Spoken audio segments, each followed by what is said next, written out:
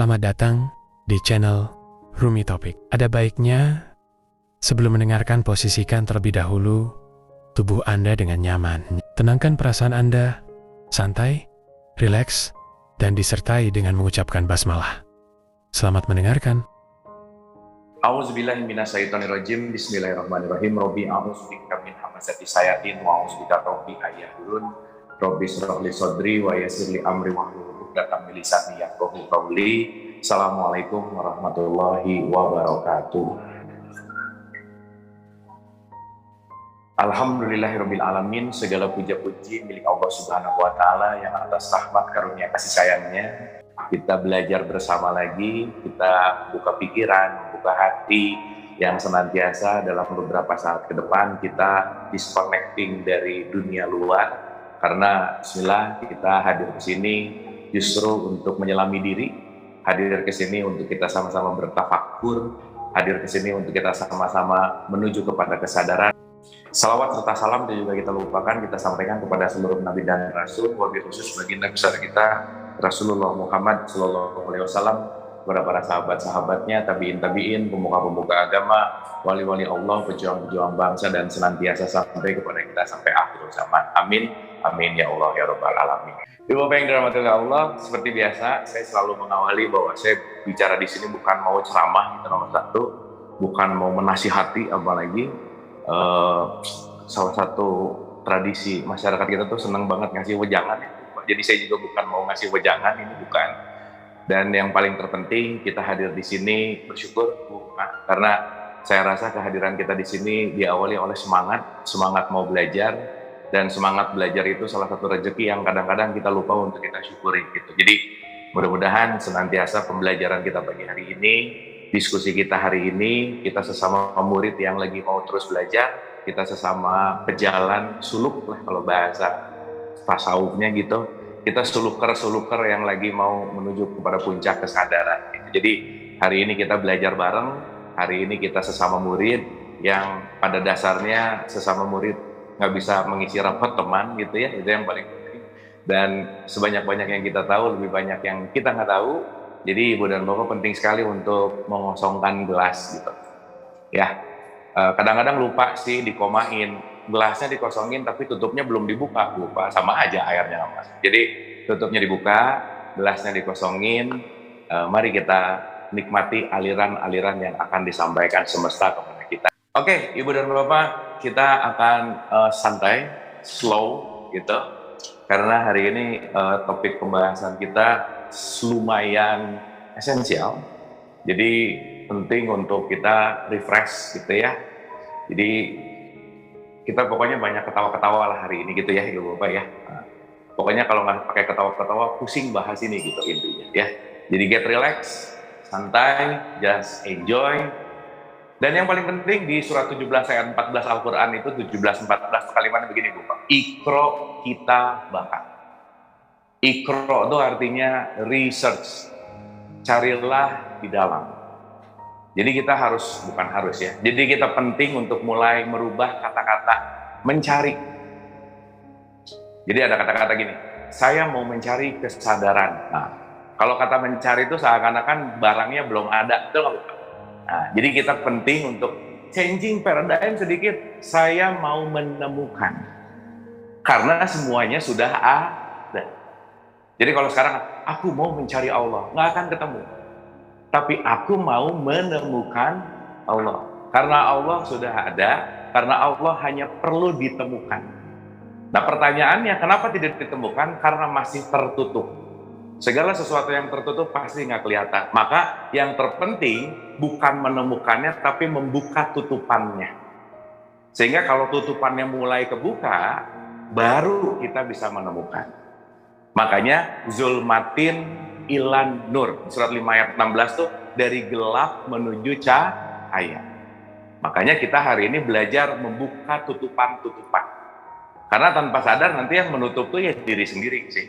Aku tuh nggak menemukan, iya. Kenapa? Nutup mulu tiap hari gitu. Pengennya ketemu, tapi yang di tiap hari dikerjain, nutup terus gitu kira-kira. Maka poin pembelajaran kita setiap kita hadir ke sini adalah bukan mencari, tapi menemukan. Oke? Sip. Oke. Berarti udah ada atau belum ada? Udah ada. Cuman belum sadar. Berarti kalau sekarang pertanyaan, saya mau menemukan jati diri, nggak akan ketemu lah. Saya mau mencari jati diri, nggak akan ketemu. Kenapa? Mencari itu outputnya keluar, Bu. Tapi kalau menemukan, apapun yang terjadi, pasti maunya ke dalam. Makanya konteks Quran, ikro kita baka. Apa yang kita pelajari, poin pentingnya, what means to me, bukan untuk orang lain. Ya, pokoknya kita jangan terlalu mikirin orang lain aja. Tapi karena emang udah kebiasaan, dengar sesuatu, bawaannya, ini bagus banget untuk anakku, kayaknya pengen ngasih tahu deh. Nah, jangan gitu. Ini bagus banget, ini buat tetangga tuh yang begitu, nggak usah gitu, udah gitu. Karena semuanya ke dalam. Oke, topik kita hari ini, kita akan bagi 3, Bu Pak, ini panjang banget, ada 12 kitab nih kalau pakai kitab.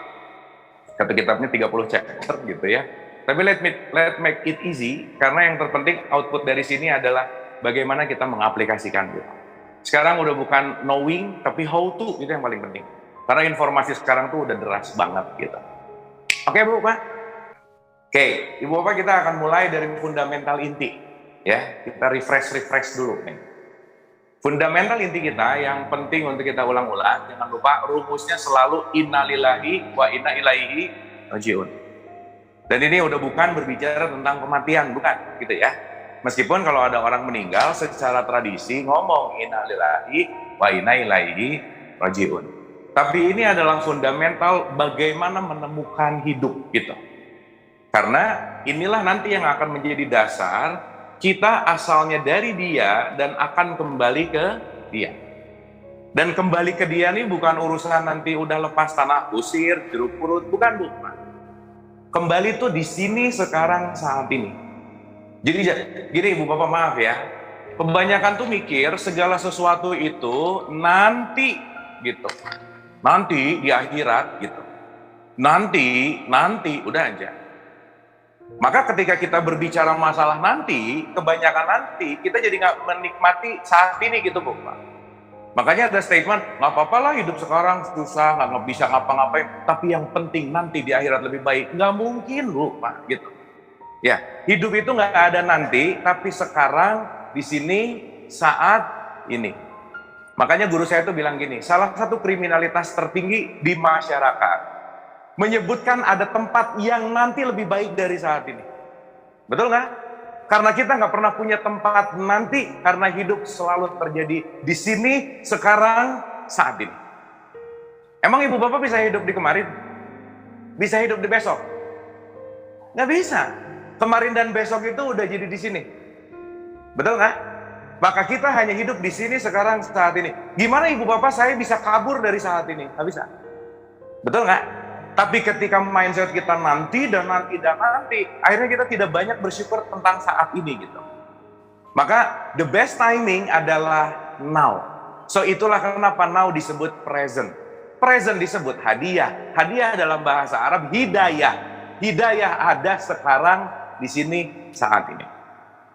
Jadi kalau sekarang bicara aku belum dapat hidayah, iya pikirannya loncat ke depan melulu sih gitu. Berarti hidayah adanya kapan? Di sini, sekarang, saat ini. Karena life is always present. Hidup selalu di sini saat ini. Nah, Ibu Bapak, saya mau masuk introduction dulu sedikit nih. Yang menarik adalah banyak terjadi ketidaksesuaian usia jasad dan usia mental, Bu.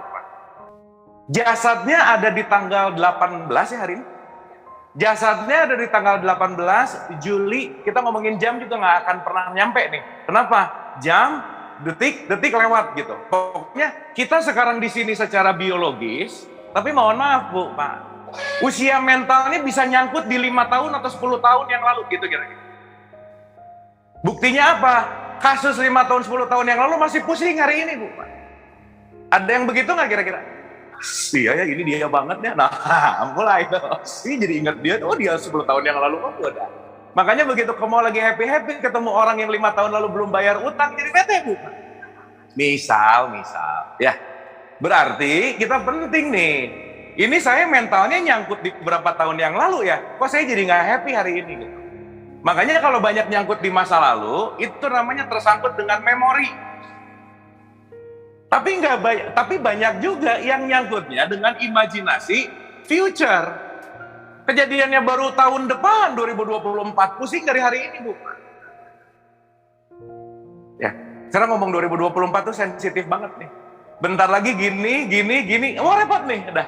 Ya, pusing udah. Oh, berarti udah tuh, udah gitu. Gitu ya.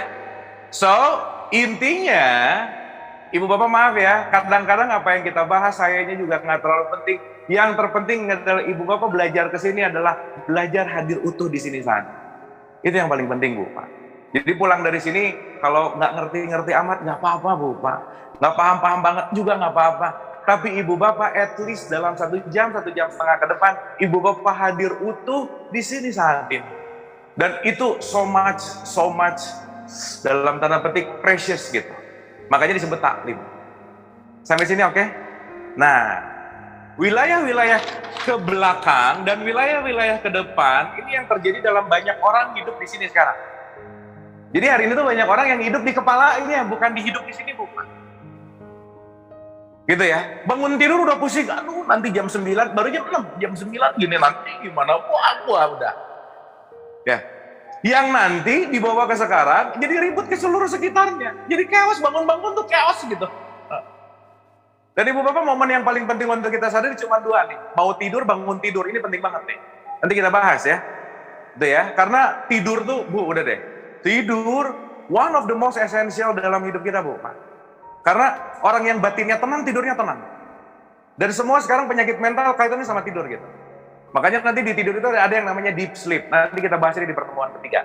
Ibu Bapak, kita kayak film dikit ya, loncat ke tengah, ke belakang gitu ya, supaya rame gitu kan. Supaya dinamis gitu ya. Sampai sini oke, Bu, Pak? Sip ya? Oke. Kita hari ini akan menyelami now, bukan nanti, bukan kemarin. We talk about now, being present. Now dalam bahasa Quran, bahasa Islam disebut khusyuk. Maka belajar khusyuk. Disuruh apa? Hadir di sini saat ini. Allahu Akbar, oh kunci, oh ini. Nah itu nggak khusyuk namanya. Jadi sholat khusyuknya enggak gitu. Sip ya? Jadi yang penting sholatnya atau khusyuknya?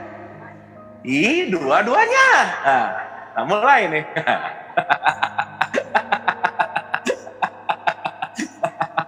Awas deh.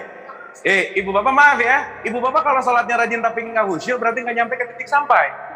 Diam di jembatan gitu. Makanya orang tua tuh nanya ke anaknya, nah udah sholat belum? Bagus. Tapi sekali-kali nanya, nah tadi sholat khusyuk nggak? Gitu, Bu, Pak. Iya, karena yang penting tuh konteksnya khusyuknya, bukan sholatnya, bukan ritualnya aja. Itu satu paket yang nggak bisa terlepas gitu, ya. Nanti kita ngerti, Ibu Bapak, dalam tradisi Islam so much beautiful roots. Dahsyat deh. Tradisi Islam itu memberikan alat dengan sangat indah. Once kita menggunakan alat ini dengan baik, itu akan sangat baik dalam kehidupan kita gitu. Maksud saya, jangan membubazirkan alat-alat yang udah diberikan dalam tradisi Islam, tapi kita taken for granted gitu. Sholat ngasal, puasa ngasal, yang penting iya, menggugurkan kewajiban iya, udah. Jadi kita hanya wilayah berhenti di dalam konteks ritual gitu kira-kira. Sampai sini oke, Bu, Pak? Sip ya? Sip ya? Sip, oke. Sekarang kita renungkan begini.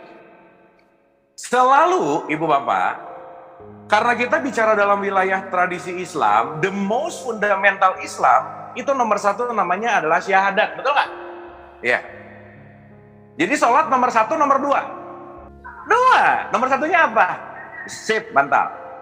Clear ya? Cuman kadang-kadang loncat ke nomor 2, nomor 1-nya skip, Bu. Kenapa? Ngerasa karena, oh ya udah, Islam aja. Jadi lupa tuh syahadatnya tuh apa gitu. Oh, kita cek. Dikit. Kata pertama syahadat apa, Bu, Pak?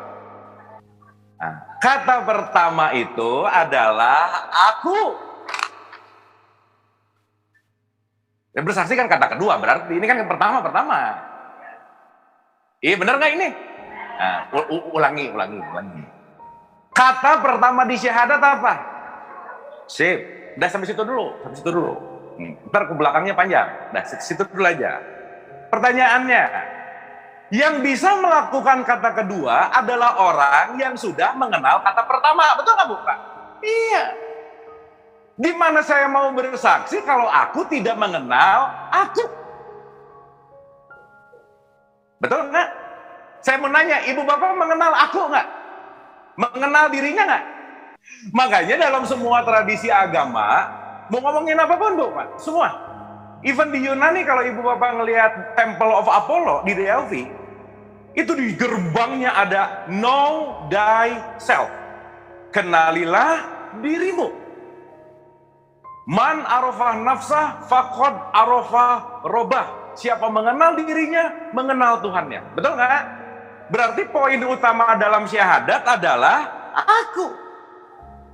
Jadi orang yang bisa bersyahadat adalah orang yang mengenal aku. Ngomongin ilah, Allah, Muhammad, dan lain-lain tanpa mengenal aku, itu semua akan hanya menjadi sebuah ritual gitu, Bu.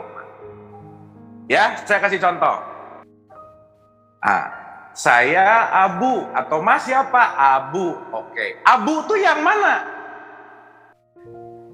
Ibu Bapak maaf ya, ini yang penting selalu kita tekankan dalam kehidupan adalah poin tentang mengenal. Ibu Bapak maaf ya, mau ada pasangan yang udah nikah, mau itu silver, gold, ya, mau udah berapa puluh tahun, nggak akan ada orang yang benar-benar kenal sama pasangannya tuh nggak ada. Betul nggak? Kenapa? Karena semuanya terjadi dinamis. Ya, nah sekarang saya mau kasih analogi. Kita pakai analogi aja biar gampang ya, Bu, Pak. Ya, get into analogi supaya easy, simple, get the point. Ibu Bapak kalau nonton film, kalau Ibu Bapak si durasi filmnya itu adalah katakanlah 2,5 jam. Ibu Bapak bisa menyimpulkan film itu kalau nonton dari menit ke 0 sampai menit ke 2,5 jam, betul nggak? Baru bisa menyimpulkan, this is good movie, bad movie, whatsoever. Karena Ibu Bapak menyaksikan semua scene filmnya. Oke sampai sini? Oke sampai sini? Nah, sekarang saya mau kasih satu film sama Ibu Bapak. Saya kasihnya cuman satu scene di film ini. Terus saya nanya, Ibu Bapak filmnya rame nggak? Bisa jawab nggak? Bisa jawab nggak? Scene itu salah satunya ada orang lagi ngebunuh. Buf! Mati tuh yang dibunuhnya. Misalkan. Ibu Bapak bisa menyimpulkan semua isi film nggak? Kenapa? Karena kita baru ngelihat satu scene dari ribuan scene di seluruh film. Betul nggak? So itulah kenapa Ibu Bapak terlebih sekarang di media sosial. Kalau kita cuma ngelihat satu scene orang, jangan menyimpulkan dia jahat, dia baik, dia gimana. Kita tidak menonton semua film hidupnya. Betul nggak? Ini kenal nggak, tahu nggak ada berita dia ya, wah diomongin. Begini ya. Ini jadi lucu nggak, Bu, Pak? Lucu. Kenapa lucu? Soalnya bener. Ibu Bapak cerita ini yang bener jadi lucu aja. So that's why life is comedy. Makanya Dante itu bilang, the comedy of spiritual. Once kita ngelihat semua rangkaian hidup, this is something comedy gitu. Ibu Bapak kita ngomong yang bener-bener pasti ketawa. Iya ketawa. Kita ngetawain diri kita gitu loh, Bu. Bener nggak ini? Nah, jadi Ibu Bapak kalau mau jadi komedian, ngomongin yang sejujurnya pasti lucu. Udah gitu aja. Nah, so that's why we need the truth. Oke? So, once kita melihat satu scene siapapun, jangan terlalu cepat dia orangnya. Kita nggak bisa mengejudge apapun dalam konteks kita nggak pernah tahu the whole history of life gitu. Tapi karena sekarang kita impulsif, karena semuanya melakukan, Ibu Bapak jangan lupa ya, semua orang ngomong benar tidak mengakibatkan itu menjadi kebenaran. Kebenaran tidak dinilai dari berapa orang banyak yang bicara, Bu. Mau 1.000 orang lawan 1.000 ngomong kebohongan, itu bisa seperti kebenaran. Dan kebohongan yang diulang-ulang, itu akan seperti kebenaran. Betul nggak? Jadi kita ini hidup dalam kebenaran atau dalam kebohongan? Jadi kita ini sering membiasakan kebenaran atau membenarkan kebiasaan? Alhamdulillah. Kalau udah mulai sadar-sadar gini, udah ciri-ciri mau sehat gitu, Bu, Pak. Sip ya? Sip ya? Jadi maaf nih, jangan ngomong bersyahadat kalau masih banyak judgement gitu. Ngerti nggak syahadat namanya? Dikit-dikit dia, dikit-dikit gitu. Kayaknya tetangga gini. Tetangga beli kompor yang pusing kita. Beli mobil baru yang pusing. Dari mana duitnya ya? Jangan-jangan dia nggak mau pusing semua. Tapi ngomong aku bersyahadat. Aneh ya, Bu, Pak? Ulangi ya. Ini kita warming up sebentar, sedikit lagi. So, kembali ke Tuhan adalah kembali ke saat ini, Bu. Once we present, ilahi rojiun. Ibu Bapak jangan nunggu dikafanin lah. Jangan nunggu pakai udah di tanah gitu. Bukan itu poinnya. Saya pertanyaannya gini, mau ketemu Tuhan abis mati atau sebelum mati? Pilihan. Your choice. Karena masih berpikir nanti ketemu Tuhan. Nah, nanti kalau sekarang nggak ketemu, nanti ketemu. Kalau salah orang, salah objek gimana? Gitu kira-kira. Sip ya? Karena dia selalu dekat, dia selalu ada, dan dia nggak pernah terpisah dari siapapun. So that's why sekali lagi nomor satu paradigmnya bukan mencari, tapi menemukan. Saya mau menemukan. Kenapa?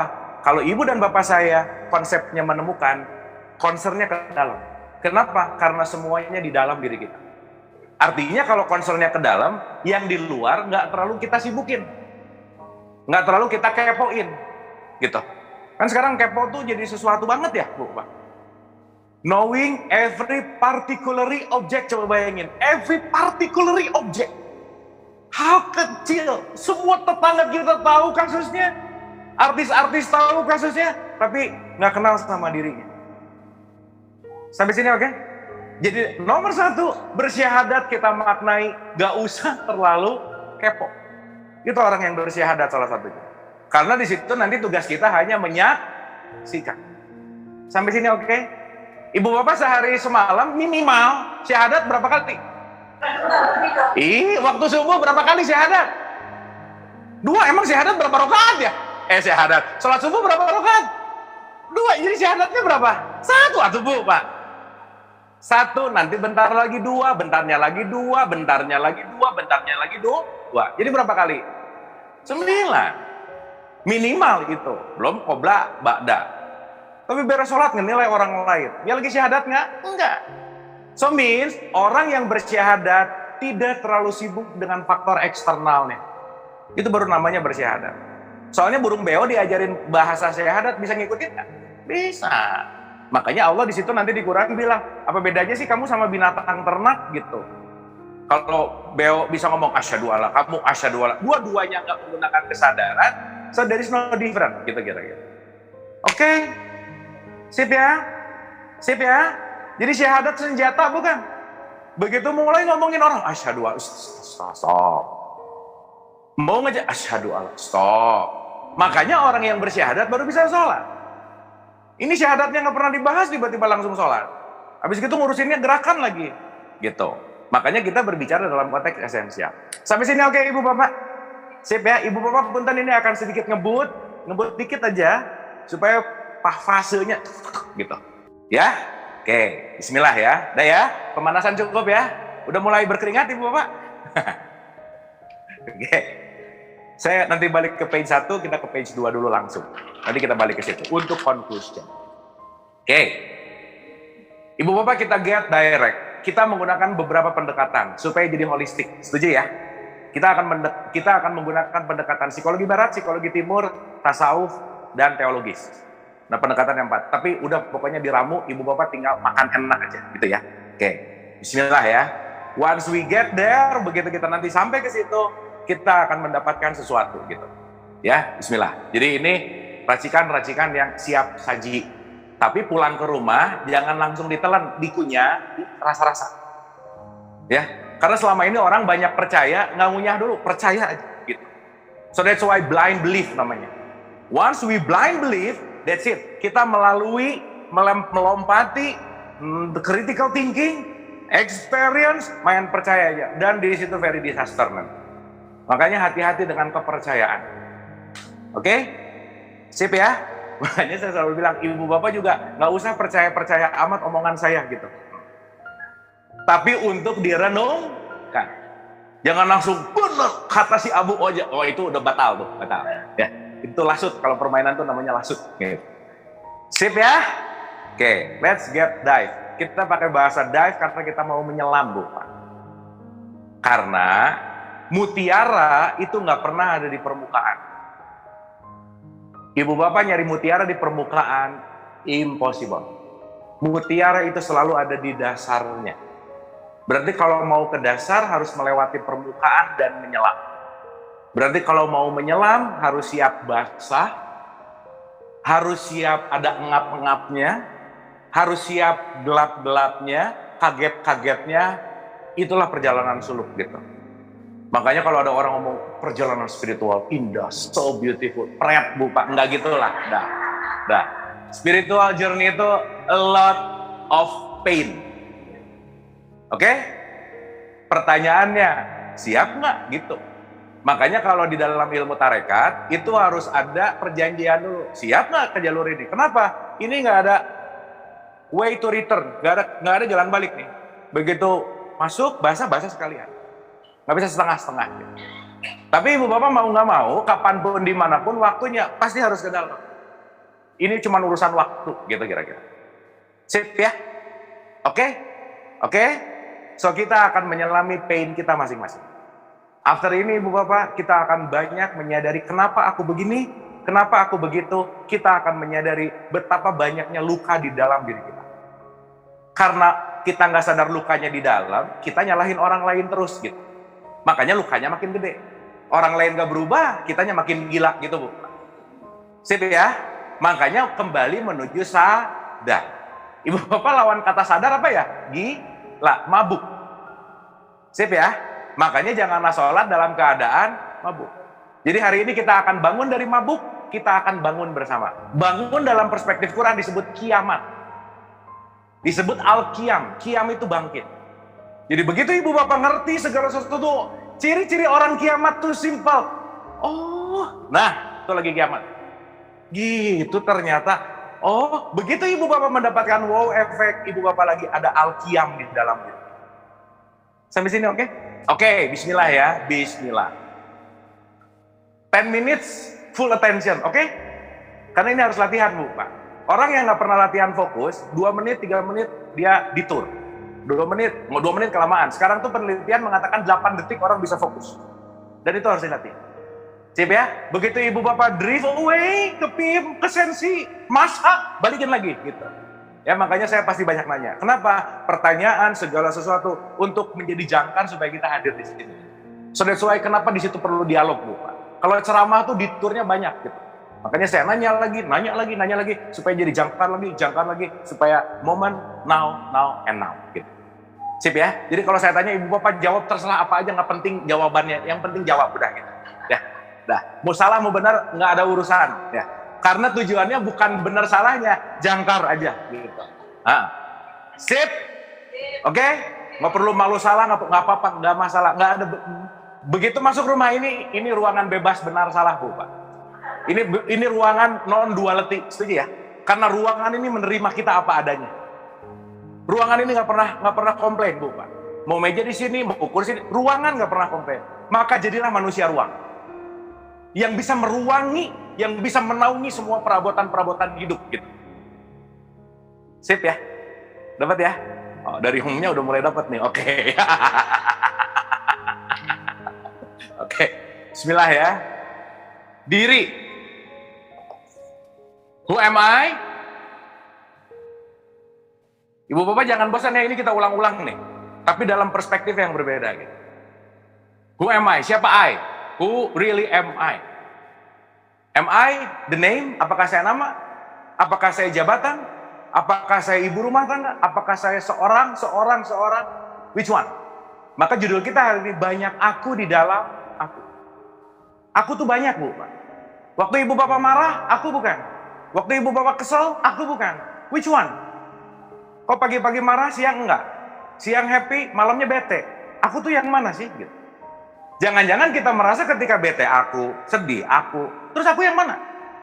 Betul nggak Bu Pak? Jangan-jangan ketika satu pikiran datang, ini adalah aku. Ketika perasaan datang, ini adalah aku.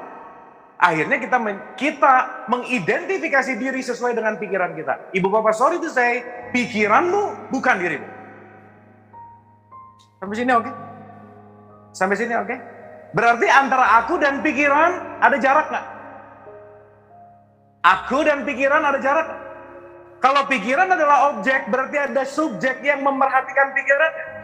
Karena kita jarang menjadi subjek, kita menjadi objek pikiran. Maka kebanyakan orang digunakan oleh pikirannya, bukan menggunakan pikiran. Sampai sini oke? Ulang-ulang. Saya dikasih spidol untuk saya kasih nulis, betul nggak Bu Pak? Jadi dia harus under control saya nggak? Maka kalau saya pengen nulis saya, spidol ngikutin aja. Berarti saya menggunakan spidol. Tapi begitu spidol yang menggunakan saya, dia akan nulis coret-coret, sayanya jadi nggak sadar. Oke? Berarti antara digunakan dan menggunakan, ini dua hal yang berbeda. Maka memiliki harta dan dimiliki harta, ini dua hal yang berbeda. Orang stres bukan memiliki harta, tapi dimiliki oleh harta. Jadi bukan nggak boleh punya harta, bukan.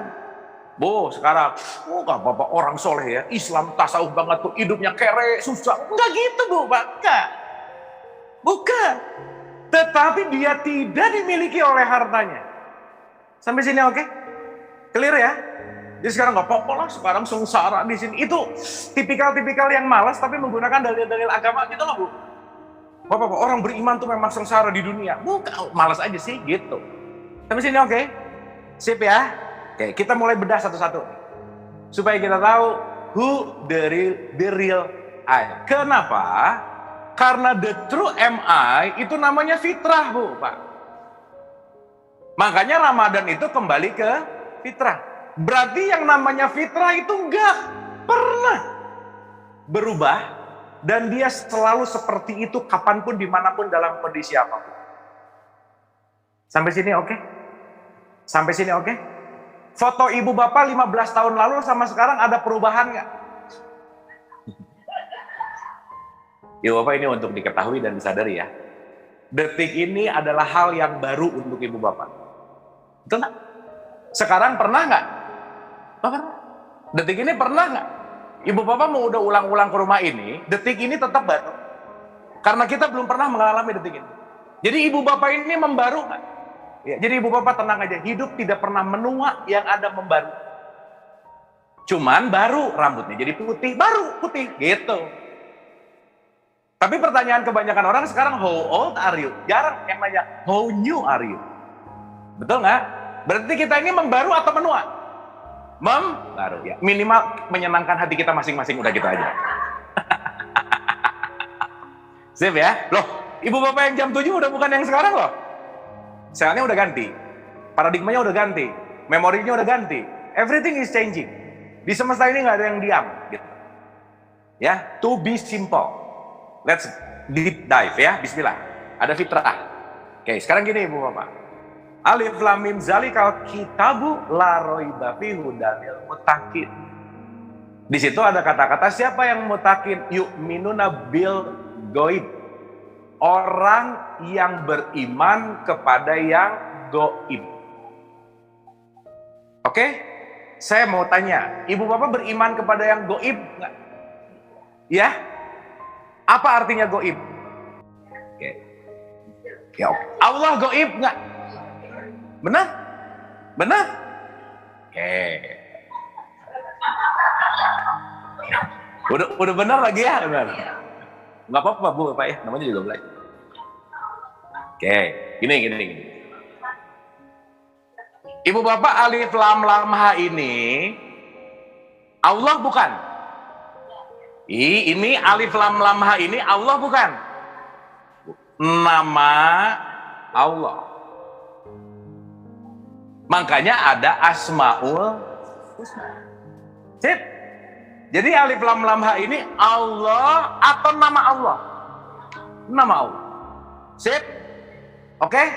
Saya mau nanya, kalau ada namanya, harus ada barangnya nggak? Ini apa Bu, Pak? Botol aja gitu ya. Nah, benar di dalamnya ada air, benar. Kalau saya nyebut botol, berarti ada barangnya nggak? Mungkin nggak ada barang, atau kebalikan. Mungkin nggak ada nama, tapi nggak ada barangnya, mungkin nggak? Nggak mungkin. Karena nama untuk menunjukkan sebuah eksistensi. Sampai sini oke? Sampai sini oke? Sip ya? Oke, saya mau nanya. Ini alif lam mim ha nama bukan? Berarti ada barangnya nggak? Sip, mantap. Oke? Kalau ada barangnya, berarti sifat Allah nomor satu apa? Ini orang suka ketukar Bu Pak. Sifat Allah adalah kasih sayang. Bukan, kasih sayang itu nama Allah, bukan sifatnya. Betul nggak nih? Karena sifat Allah nomor satu adalah wujud. Loh, ingatnya pelajaran TKSD? Sifat Allah. Wujud, kidam, bako, muhalafatul, lil hawadisi, kiamu, dan seterusnya. Betul nggak? Jadi nomor satu sifat Allah apa? Berarti kalau ada nama, ada barang nggak? Berarti kalau Allah adalah nama, ada wujudnya nggak? Nah gitu. Jadi Allah gaib nggak? Di surat 57 ayat 3 nih. Dialah yang awal dan dialah yang akhir. Dialah yang zohir dan dialah yang batin. Ibu bapak aja gini, nggak apa-apa sih mengartikan goib, nggak kelihatan, oke. Tapi kita dive into bahwa bil goib adalah sesuatu yang batin. Yang apa Bu Pak? Maka kalau yang wujud adalah yang lahir. Maka orang yang bertakwa, dia mengimani ada sesuatu yang batin. Sampai sini oke? Supaya nanti goib apa? Pokoknya goib. No, goib mean sesuatu yang batinnya. Oke? Oke? Jadi ibu bapak ini makhluk goib nggak? Iya, punya batin nggak? Iya, berarti ada yang goib nggak? Berarti kita makhluk goib nggak? Iya. Ibu bapak maaf ya, ini memang kita udah terlalu lama dikasih informasi tentang hal-hal ini dengan sesuatu hal yang balik lagi tuh. Langit ketujuh. Jadi nyari Allah tuh jauh banget gitu Bu. Gimana sih orang di Quran diulang-ulang juga aku sedekat urat leher, betul nggak? Bible mengatakan I'm with you. Vedanta mengatakan the Atman with Brahman one. Gimana? Semua tradisi agama tuh memiliki esensi yang sama. Aransemennya doang beda-beda gitu. Jadi jangan terlalu sensi sama aransemennya, padahal lagunya itu-itu juga gitu loh Bu. Oke ya, sampai sini ya. Siap ya? Ingetin kapan-kapan kita bahas goib agak lebih dalam, karena kalau sekarang muternya agak jauh gitu. Tapi to be simple means lahir batin, lahir goib. Sesuatu yang goib adalah insight di dalam konteks jasmania gitu kira. Itu disebut wilayah batin. Oke? Jadi ibu bapak punya wilayah batin nggak? Sip. Berarti kalau ibu bapak yakin punya wilayah batin, disitulah artinya aku beriman kepada yang goib. Karena aku punya wilayah batin. Punya Bu Pak? Kita tanya dulu. Apa buktinya? Begitu ibu bapak ngelihat saya sekarang, ibu bapak merem, saya bisa ada di dalam ibu bapak. Betul nggak? Yes. Berarti kehadiran saya ada di dalam batinnya ibu dan bapak. Meskipun saya nggak ada di sini, tubuh fisik saya udah nggak di sini, tapi saya tetap hidup di dalam ibu dan bapak, betul nggak? Jadi kematian itu ada nggak? Nanti kita bahas. Sekarang orang ngomong kematian, iya, yang mati itu tubuh fisiknya, betul nggak? Saya udah nggak ada, udah masuk nih tubuh fisik saya ke tanah kusir. Ibu bapak masih bisa nonton YouTube nggak? Ada saya di situ nggak? Jadi saya mati nggak? So siapa yang mati? Which one? Part mana yang mati? Oke sampai sini? Nah, kira-kira kita nggak ngerti ini, pasti banyak chaos dalam hidup. Karena nggak tahu mana wilayah jasad, mana wilayah batin, mana wilayah konteksnya zohir, mana wilayah batin gitu. Makanya Allah mengatakan, aku adalah yang zohir, aku adalah yang batin. Sampai sini oke? Oke? Ctrl S, save dulu, simpan di satu folder di sini. Gitu ya Bu. Simpan ini dulu. Nanti kapan-kapan kita unfold. Disimpan dulu aja. Karena kita mau proceed ke sini. Sampai sini oke Bu? Diterima aja dulu, nanti direnungkan. Oke, sekarang gini. Berarti yu'minuna bil ghaib, orang yang menyadari tentang ada wilayah batin di dalam diri seseorang. Oke? Berarti kalau begitu, yang mempengaruhi jasmania itu adalah faktor kinerja batin seseorang. Betul nggak? Maka dalam perspektif ini ada jasad, batiniahnya disebut jiwa, esensi hidupnya disebut ruh. Maka ada daya hidup, ada batin, ada wadah. Daya hidup, ada batin, ada wadah. Ketiga hal ini menyatu, disitulah disebut aku ciptakan makhluk yang sempurna. Karena kenapa? Kita punya wilayah batin dengan jiwa, dan di setiap di sini ada kecerdasan-kecerdasan gitu. Dan ini yang nggak dimiliki semua makhluk Allah yang lain. Ibu bapak kucing itu nggak punya, cita-cita minggu depan mau healing ke Jogja. Nggak ada Bu, kucing cuman sekarang, udah. Dia nggak punya memori, dalam tanda petik ya. Dia nggak punya imajinasi. Nah ibu bapak, sorry itu harus saya sampaikan. Justru yang membuat hidup kita nggak asik hari ini, alat yang Allah kasih dahsyat, justru malah melawan kita. Kita dijajah oleh memori kita dijajah oleh imajinasi kita. Betul nggak?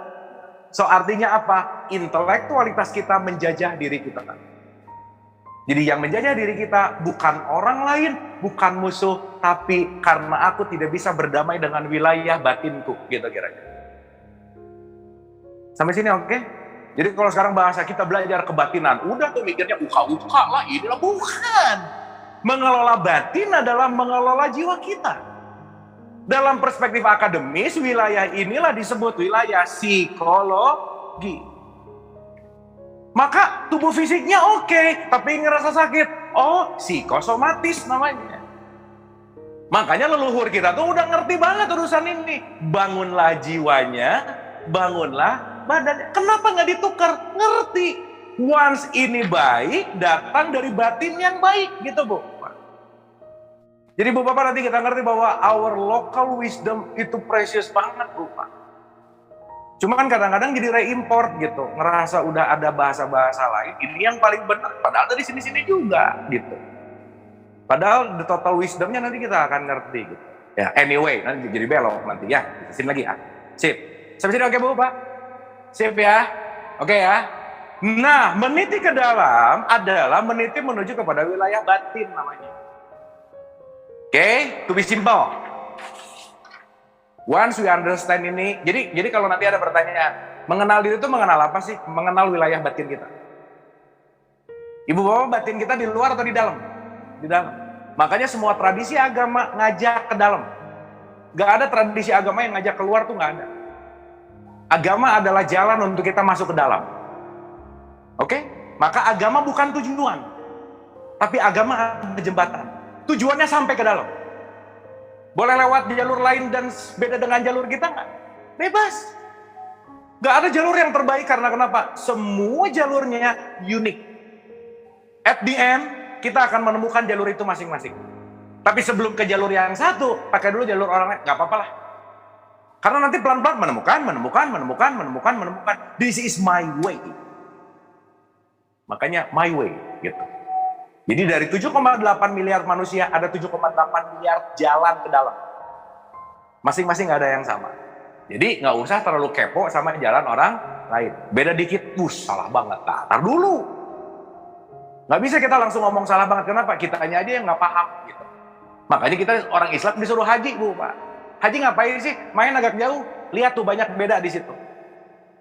Betul nggak? Pulang, ngerti, wawasannya semakin luas. Bahwa banyak sekali perbedaan jalan menuju Tuhan, gitu. Oke? Bismillah ya. Kita mudahkan begini Ibu Bapak. Wilayah batin kita Itu adalah wilayah yang terdalam, nggak ada ujungnya. Kalau saya mau ngecek ini sumur berapa dalam, lemparin koin, 1 menit, oh segitu. Tapi begitu 2 detik, oh berarti dangkal. Tapi wilayah batin, koin, 40 tahun nggak ada bunyi-bunyinya, Bu Pak. Saking dalamnya. Sip ya.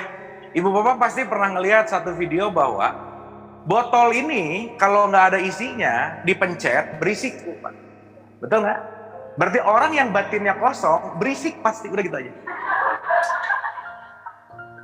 Oke kan nih? Tapi ini dipencet-pencet nggak berisik, bener nggak? Nanti ending ini ibu bapak habis kosong, ibu bapak cobain sendiri, krek, gitu nggak kira-kira? Berarti kalau yang dalamnya kosong, ciri-cirinya apa? Pasti berisik. Maka air beriak, tanda tak dalam. Sampai sini oke? Jadi ibu bapak kalau ada orang berisik, nggak apa-apa. Ya udah, nggak apa-apa. Karena once berisi, nggak mungkin berisik. Makanya dalam psikologi itu ada sedikit ya, disebut Dunning-Kruger effect. Semakin kencang orang ngomong, semakin nggak ada isinya. Tong kosong, nyaring bunyinya. Berarti kalau lagi nyaring, isinya gimana? Nah, ibu bapak kita make it simple, get quick. Yang penting ibu bapak dapat capture, this is the meaning. To be simple ya. 1. Wilayah batin kita hari ini dulu, kita bagi 3. 4 deng. Duh mudah-mudahan keburu ya. 4. Ada kuadran 1, 2, 3, dan 4. Oke? Ulangi ya. Kita bagi wilayah batiniah kita, yu'minuna bil ghaib dalam keadaan 4. Maka di Al-Baqarah, yu'minan bil ghaib yang pertama kepada yang ghaib, yang kedua mendirikan sholat, gitu nggak kira-kira? Yes, nanti kita ngerti. Itu bukan urusan ritual aja, bukan. Ibu bapak maaf ya, orang yang rajin sholat belum tentu menyelami batinnya, belum tentu. Justru sholat intinya adalah selami batinmu. Makanya kalau kamu udah menyelam ke dalam batinmu yang paling dalam, ciri-cirinya cuma 1. Salam kanan, salam kiri, selesai. Jadi kalau orang sholat nggak damai, berarti dia nggak menyelam ke dalam. Berarti dia hanya menggugurkan kewajiban, that's it. Sip ya? Makanya kenapa di 29 ayat 45, inna sholata tanha anil fahsya wal munkar. 29:45 mengatakan, sholat mencegah dari perbuatan keji dan munkar. Kenapa? Karena di wilayah terdalam dirimu, kamu pasti nggak akan berbuat kekejian, nggak mungkin. Di wilayah terdalam dirimu, kamu pasti nggak akan berbuat kekacauan, nggak mungkin. Kenapa? Karena di wilayah terdalam dirimu itu adalah api. Sampai sini oke? Sampai sini oke? Jadi Allah dekat apa jauh? Nah, dekat di sini nggak ngomongin dekat geografis, bukan. Saya sama ibu yang di belakang jaraknya paling 1 menit kurang nyampe, betul nggak? Dekat banget. Tapi dekat di sini wilayahnya di kesadaran. Karena suami istri yang duduk sekamar pun cuma jarak 1 meter, setengah meter. Yang satu nge-WhatsApp siapa, yang satu nge-WhatsApp siapa, tetap jauh nih gitu. Bener nggak Bu Pak? Sip ya. Jadi kedekatan bukan wilayah jarak. Karena urusan Tuhan tidak ada time and space. Oke? Jadi doa di depan Ka'bah sama doa di Palem, mana yang dikabul? Mantap. Gitu. Sip ya?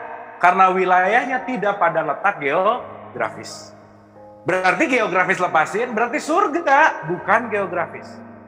Sip? Neraka bukan geografis. Akhirat bukan geografis. Karena kenapa? Semua ada di wilayah batinmu.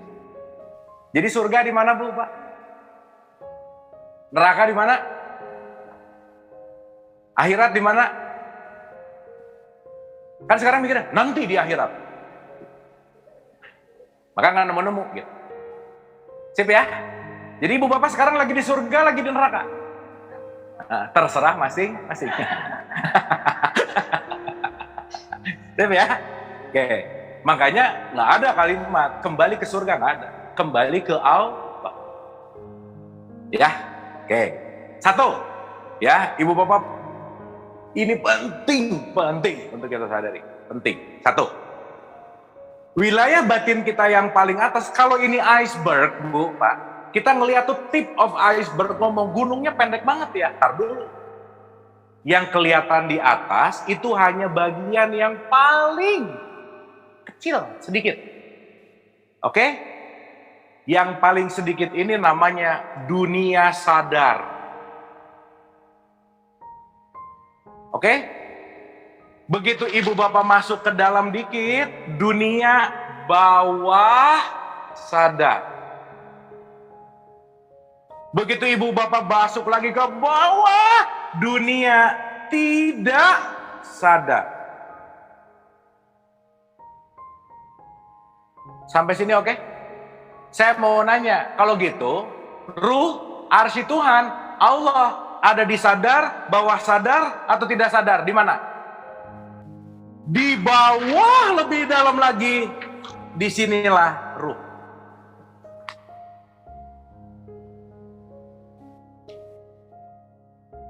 Sampai sini oke? Sampai sini oke? Inilah yang paling bawah disebut self, atau inilah diri sejati. Jadi kalau masih dalam wilayah sadar, bawah sadar, tidak sadar, belum yang namanya diri sejati. Oke, bagaimana kita jadi good reflection kalau ternyata aku sangat dalam? Iya. Ya. Sedalam dia ke bawah, dia akan menampil ke atas. Ke dalam kesadaran. Semakin dalam di bawah, dia akan menampil ke atas.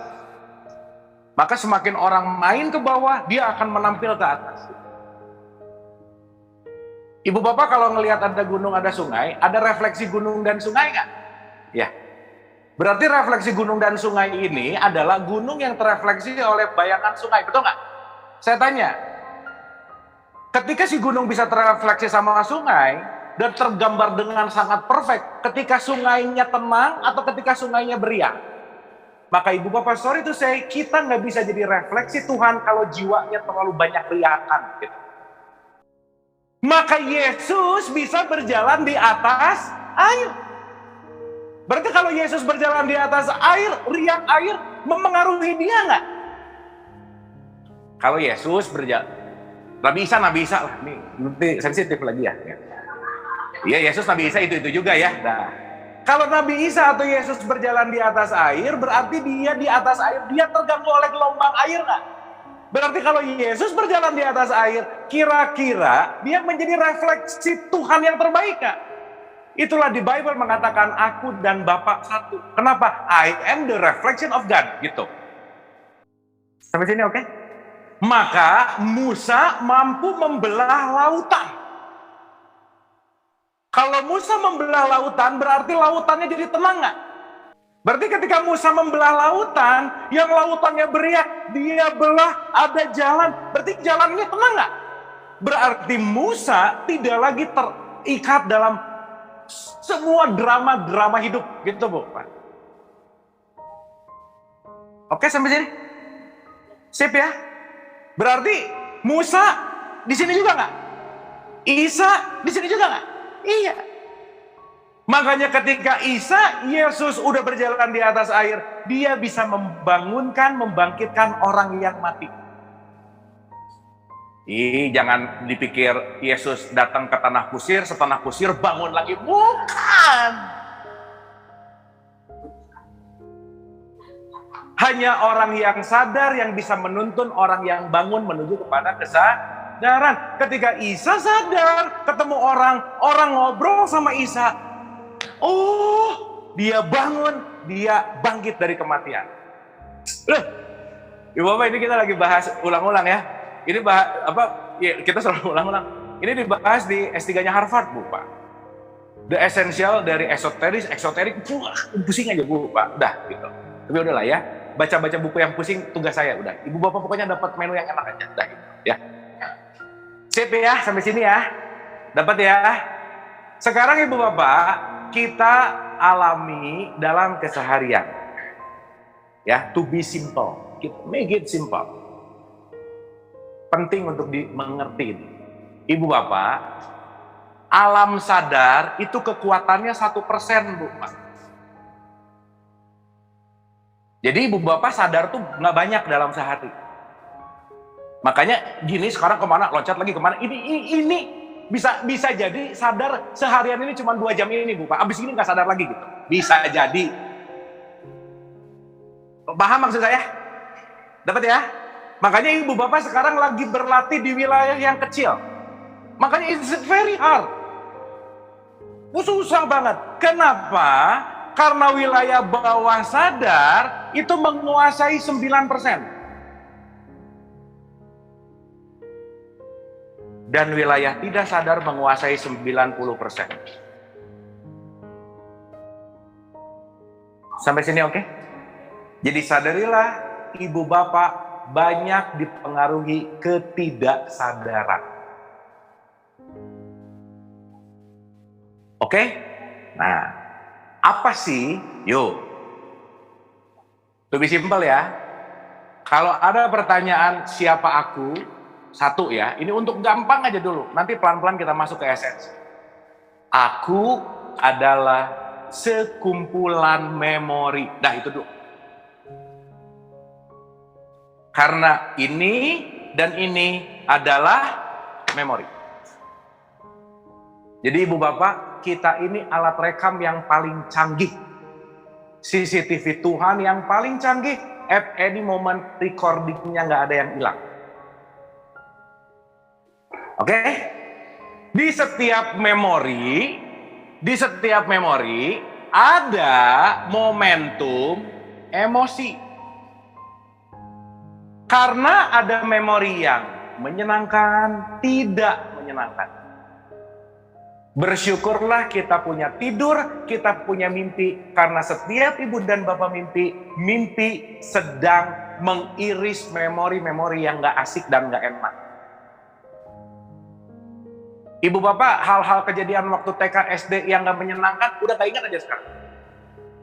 Tapi momentum yang menyenangkan, yang asik banget, top, sampai detik ini pasti ingat. Betul gak Bu? Yes. Deg-degannya pertama kali ditembak pacar gitu misalnya. Oh itu salah satu yang agak gak susah dilupain. Gitu. Misal. Berarti kita ini 99% dikuasai oleh memori.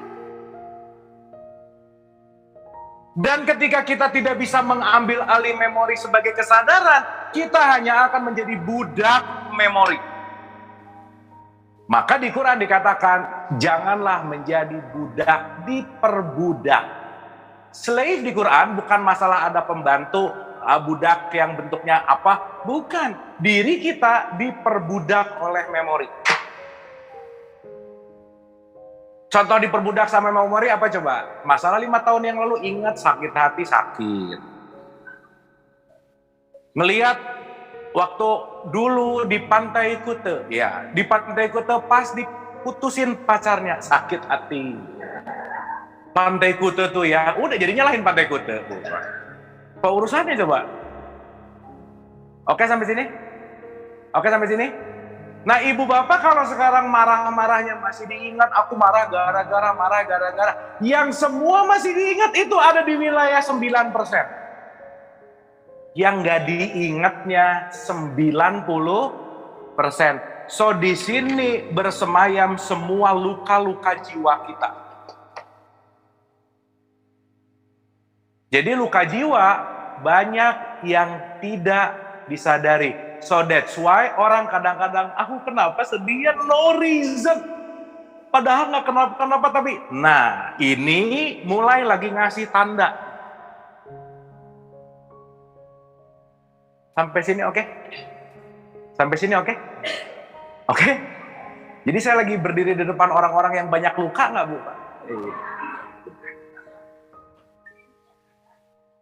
Pertanyaan, lukanya disadari yang banyak disadari atau banyak tidak disadari?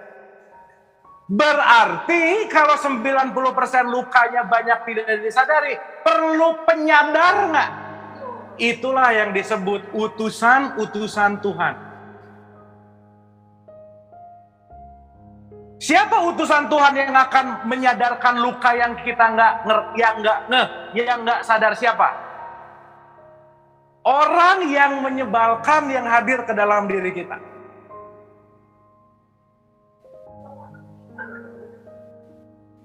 Jadi kelihatan agak nggak nyambung ya. Yuk ulangi. Ibu bapak mohon maaf ya. Maaf nih. Kalau ibu bapak berdoa tadi malam, ya Allah jadikanlah aku orang yang sabar. Oke? Besok pagi ibu bapak at least ketemu sama orang yang nyebelin. Udah gitu aja. Betul nggak? Betul nggak? Berarti kita artikan apa makna sabar? Sabar adalah jalan menyembuhkan luka-luka yang tidak disadari. Itu namanya orang sabar. Udah sabar aja, gitu nggak? Berarti proses healingnya itu memang perlu waktu. Ibu bapak maaf nih agak kasar dikit ya, maaf ya. Makanya antara sabar dan tolol beda tipis tuh. Aku sabar loh, enggak tolol aja sih, dipukulin diem. Nah, itu tolol namanya. Makanya di Al-Baqarah 145, 146, 147, jadikanlah sabar dan sholat sebagai penolongmu, betul nggak? Bersihin ini, karena kalau kamu udah bersih ini, kamu bisa loncat ke bawah. Sampai sini oke? Jadi perjalanan spiritual adalah perjalanan menembus bawah sadar, tidak sadar, menembus dinding yang disebut namanya ruhani. Yang jalan inilah disebut Siratal Mustaqim. Sering disebut rambut dibelah 7.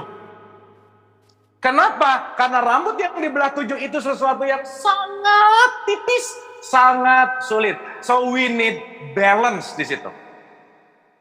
Makanya diceritain dongeng, nanti ada jembatan kanan neraka, kiri surga, kita di tengah, dan segede rambut. Nah, udah. Kalau dongeng rambut jadi 7 pusing, Pak. Gitu.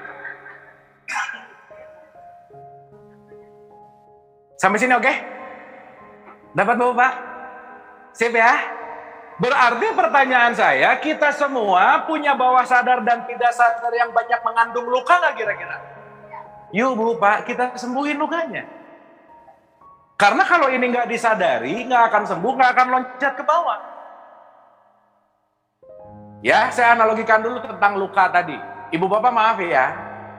Salah satu yang tidak sadar terasa, itu keluar dengan benci, marah, dengki, emosi, kesel. Itu semua lagi menyentuh luka baik bawah sadar maupun tidak sadar. Jadi kalau ada orang yang nyebelin datang, dia utusan Tuhan bukan? Yang mau ngasih tahu bahwa kamu masih ada luka loh. Betul nggak?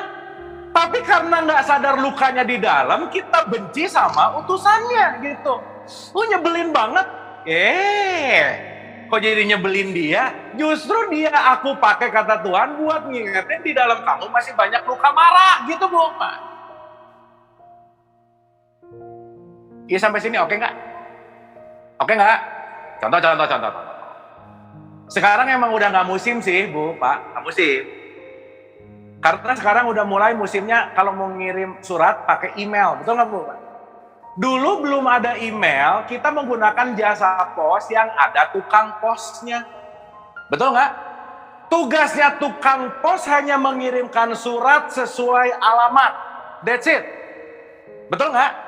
Terus kalau ibu bapak dapat surat dari tukang pos, begitu ngelihat di jendela, tukang posnya kayaknya kurang ganteng deh, nggak mau angin. Kan nggak gitu. Betul nggak? Bu tukang posnya ganteng kek? Enggak kek? Gimana kek? Nggak penting. Karena yang penting adalah surat yang dibawa tukang pos untuk kita baca. Dan tukang pos nggak pernah salah alamat. Means karma nggak pernah salah alamat. Berarti utusan Tuhan nggak pernah salah alamat. Jadi kalau ibu bapak menghadapi siapapun utusan, itu waktu yang diberikan sama Tuhan, pilihannya cuma ada 2. Kamu mau menyembuhkan luka atau mau nambah luka yang baru? Udah gitu aja. Betul nggak? Oke? Maka ibu bapak kalau saya punya luka di sini dan saya nggak punya luka di sini, dipegang tangan nggak sakit, tangan sini nggak sakit, kepala nggak sakit. Begitu ada teman saya, woi, saya teriak luka. Aduh, ternyata saya udah lama banget nggak sadar punya luka di sini. Teman saya yang uai menyadarkan saya punya luka di sini. Terima kasih, kamu telah mengingatkan saya untuk sadar bahwa saya punya luka di sini. Betul nggak? Makanya Yesus bilang, cintailah musuhmu.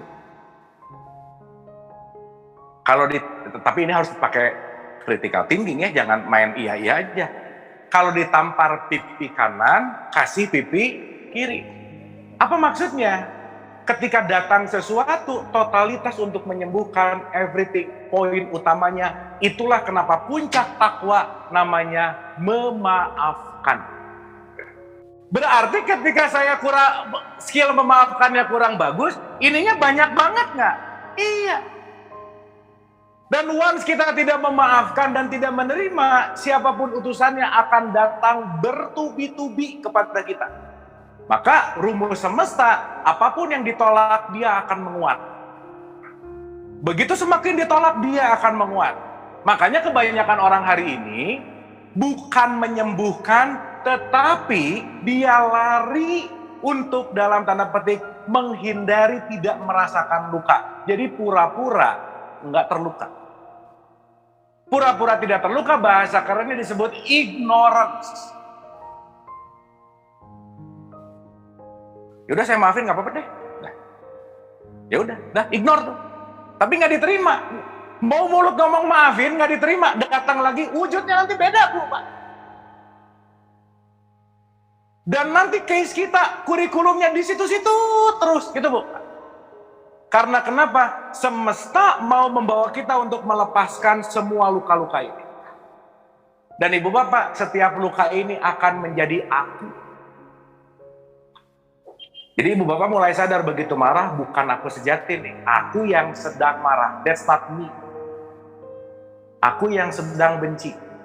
Aku yang sedang cemburu. Aku yang sedang was-was. Aku yang sedang khawatir. That's not really you. Maka ketika kita si aku-aku yang lain ini hadir, cepat pulang ke bawah. Makanya dengan mengingat Allah, kolbu kita menjadi tenang. Tapi bukan masalah subhanallah, bukan. Sadar, saya perlu menjarak dengan pikiran, perasaan, emosi, memori. Makanya kita disuruh hening. Dalam tradisi Islam dilatih 5 kali sehari untuk hening. Karena kenapa? Gak ada garis bawah tanda seru nih Bu. Jalan melampaui ini semua sampai ke titik bawah tanpa jalan yang namanya hening, itu nggak mungkin. Maka semua tradisi agama hanyalah jalan dari titik ke bawah sampai ke sini dengan cara yang berbeda, gitu itu. Makanya kan kalimat ini, aku merasakan sakit hati, merasakan aku. Berarti ada aku yang asli. Berarti sakit hati bukan aku. Makanya Ibu Bapak kalau lagi marah, diam dulu, tanya, ini yang marah siapa? Oh, aku yang lain. Tapi kan bareng sama kita. Terus kalau si marah ini tiap hari dikasih makan, dia makin gede. Makin gede, makin mendominasi. Maka udah gak mikir lagi ini siapa, marah langsung. Itu namanya habits. Jadi aja ngomong, aku orangnya pemarah. Enggak, tiap hari latihan marah. Tiap hari latihan benci. Becomes habits. Once jadi habits, jadi kebiasaan. Akhirnya kita tidak mengontrol diri kita. Kita kehilangan free will kita. Tapi kita menganggap aku manusia merdeka. Enggak. Kita semua diperbudak oleh bawah sadar, tidak sadar, yang bentuknya adalah habits. Sampai sini oke? Sampai sini oke? Sip ya? Nah, to be simple. Ini untuk dibawa pulang. Ibu Bapak merasakan goyangan batin apapun, hold dulu, tanya dulu, ini siapa yang sakit hati? Karena yang sakit hati bukan aku yang sejati. Begitu sakit hati tiba-tiba langsung ngikutin sakit hatinya, kita nggak punya waktu untuk kesini nih Bu. Betul nggak? Makanya dalam konteks yang tadi disebut menghening ini, menjeda ini namanya khusyuk. Kalau hidup nggak khusyuk, kita akan benar-benar dalam tanda petik dikuasai oleh faktor aku yang lain. Nanti di pertemuan yang akan datang, aku yang lain itu datang dari mana, nanti kita bahas. Tapi nanti penting banget untuk ngerti datangnya dari mana. Karena ibu bapak maaf ya, aku yang lain ini banyak sekali intervensi orang tua kita. Makanya nanti ini urusannya ibu, bapak, anak. Maka ibu bapak maaf ya, orang yang paling membawa luka di bawah sadar kita, most of time yang melukai adalah ibu bapak. Oke? Makanya banyak ibu bapak yang sekarang tidak menjadi teman bertumbuh anaknya, tapi justru malah mengacaukan kurikulum anaknya. Dengan ambisinya, keinginannya, pokoknya papa pengen kamu, ibu pengen kamu, padahal anaknya nggak di kurikulum itu. Berarti disitulah luka-luka di sini akan terus bertambah. Maka nanti kita ngerti kenapa Nabi Muhammad bilang yang menjadikan seorang anak ini Yahudi, Nasrani, Majusi atau apapun itu ibu bapak. Terus ibu bapak jangan berpikir bahwa Yahudi, Nasrani ini agama, bukan, ini sifat. Yahudi itu materialistik banget, Bapak. Jadi kalau hidup kita materialistik banget, Yahudi banget ya kira-kira. Iya, meskipun KTP-nya Islam nggak ngaruh, Bapak. Urusannya cuan mulu, Yahudi udah. Gitu. Nasrani itu taklid, sosok banget. Yang penting sosok figur otoritas, iya aja. Itu Nasrani itu. Majus itu emotion, api gitu, penyembah api gitu. Emosinya diikutin mulu, Majusi itu gitu. Ini untuk gampangnya aja. Jadi bangun pagi, jadi Yahudi bentar, jadi Nasrani, jadi Majusi, jadi Islamnya kapan gitu kira-kira. Oh, makanya diingetin, Allahu Akbar, Allah. Balik. Yahudi lepasin, Nasrani lepasin, kembali kepada jalan tengah yang disebut Islam. Jadi ini nggak ada urusannya sama KTP apapun, nggak ada. Tetapi pada kesadaran. Sampai sini oke Bu? Sip ya? Berarti pembelajaran seperti ini sebetulnya kita lagi healing luka di dalam diri kita kan? Iya, makanya ibu bapak dapat. Oh, nah ada tuh satu. Entah di sini atau di sini. Nanti pertemuan yang akan datang kita bedain mana yang di sini, mana yang di sini. Intinya gini Bu Pak, kalau ibu bapak cepat ingat itu berarti masih di wilayah sini. Kalau udah, nah di sini. Oke? Ibu bapak bisa ngerti omongan saya karena kita punya memori bahasa yang sama, betul nggak? So kalau ada orang Prancis, orang Algeria, orang Afrika dengar di sini boro-boro dia nggak ngerti apa yang saya omongin karena nggak ada di wilayah memorinya tentang bahasa gitu. Oke? Nah ini yang asik Bu Pak. So itulah kenapa Bu Pak, Quran didesain tidak ada bahasa, tidak ada suara, tidak ada hurufnya. Karena begitu masuk ke bawah, ini disebut wilayah universal. Dari sini ke sini disebut wilayah pribadi. Maka untuk menyatu, kita harus melepaskan pribadi kita untuk bersatu dalam universal. Melepaskan kepribadian kita untuk menyatu, inilah dalam tradisi disebut yoga, union. Oh ibu bapak kalau udah sekarang pribadinya masing-masing dipakai, semua ngomong, kita semua ngomong, gak akan ada pembelajaran, betul nggak? Tapi karena ibu bapak sekarang menggunakan metode universal, maka tahu siapa yang ngomong, siapa yang mendengar, siapa yang berbicara, siapa yang menyimak, maka pertemuan ini jadi indah banget. Kenapa? Karena kita hadir di sini menggunakan kesadaran universal. Betul nggak Bu? Ada satu ada pakai pribadi, berantem pasti. Itulah kenapa kita didesain rahmatan lil alam. Jadi maaf banget nih ya, masih sensitif urusan beda agama, beda mazhab. Ibu bapak, kemarin tuh saya ngobrol sama salah satu bante, itu ketemu. Usia 29 tahun udah jadi bante dia. Salah satu pembuka top Buddhism. Dan menariknya, dia bilang, Kang Abu, saya tuh bante, tapi saya paling jarang diem di wihara. Kenapa? Karena kerjaan saya muter-muter masjid, gereja, dan yang lainnya.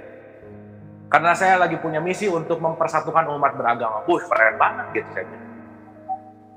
Apa statement dia, Bu Pak? Ini keren banget dan menyadarkan saya pribadi. Kang, saya cuma mau cerita. Toleransi beragama paling sulit di masyarakat kita dan terjadi seeing it over the world.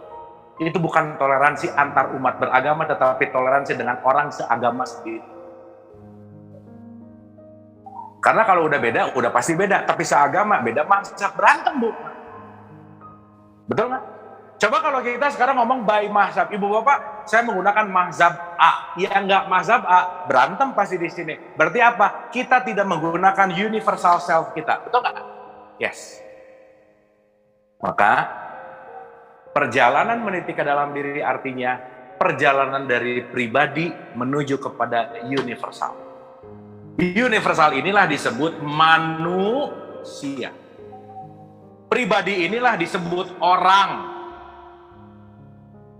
Maka tidak semua orang adalah manusia. Maka ibu bapak kalau ditanya sama teman baru, ibu orang mana? Nggak ada. Ibu manusia mana sih? Nggak ada. Berarti yang ditanya adalah pribadi. Itulah kenapa Bu Pak, nggak usah terlalu sibuk sama pribadi orang lain.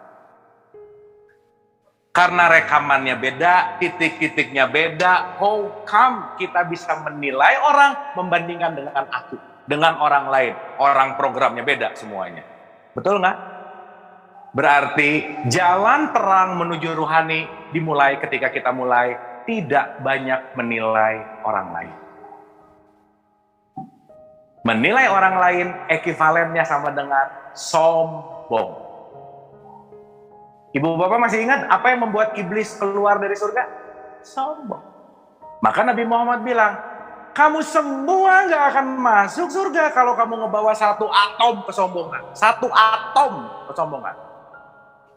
Jadi begitu ngerasa bahwa aku lebih baik dari dia, udahlah, finish.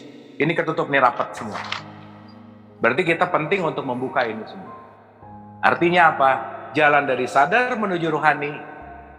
Kita simpulkan sedikit ya, supaya kita pakai terminologi Islam. Ini kan ngomongin psikologi barat nih. Sigmund Freud tuh pakai itu. Sigmund Freud pakai ini. Carl Jung pakai ini. Tapi dalam tradisi tasawuf, Bu, Pak, konteksnya nanti barat dan timur, nanti kita ketemu titik tengahnya. Tapi to be simple ya. Ini slide aja dulu. Nanti kita akan bahas ini di pertemuan yang akan datang. Ibu Bapak nggak apa-apa ya kita bagi 3 pertemuan ini ya. Oke ya. Karena ini nggak bisa satu selesai, nggak bisa. Dan kita bukan pengen cepat beres gitu.